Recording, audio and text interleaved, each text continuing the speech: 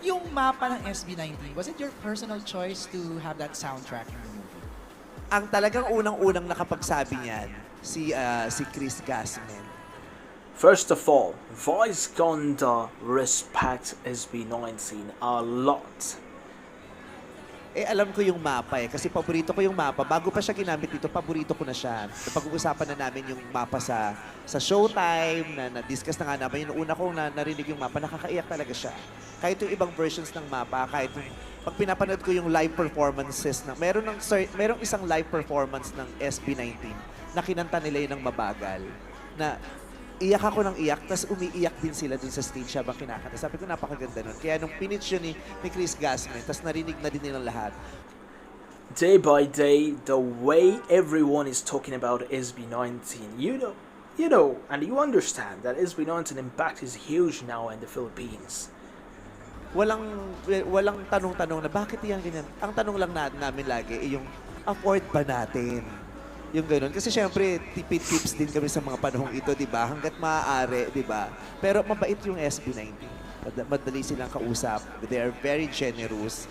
At happy sila, lalong-lalo na si Pablo, na nagamit yung kanta na ginawa niya, yung mapa dito sa pelikula namin. Kasi dream niya pala yun na maging soundtrack yung isang kantang ginawa niya. At ang laki lalo ng iginanda ng pelikula natin dahil din sa soundtrack, no? Direct June. Yes. Kasi na-encapsulate niya kung ano yung message ng film. Na-encapsulate niya what it is that we're trying to tell, the story that we're... This is incredible. Mapa by SB19, it's one of the best song, if not the best, one of the best for sure. And the message, the power this song holds, it's incredible.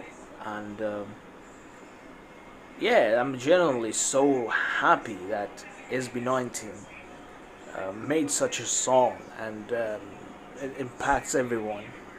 that we're trying to impart to the audiences, especially the message na-encapsulate ng song na yun. It's both bittersweet. It's parang binibigyan natin ng tribute, diba? Yung mapa. Pero yung mapa na yan, maiintindihan nila din kung bakit siya mapa din para sa pelikula namin and how we were able to personalize it and make it really an important part of the story. Alright. Okay. Ito, interesting tong question.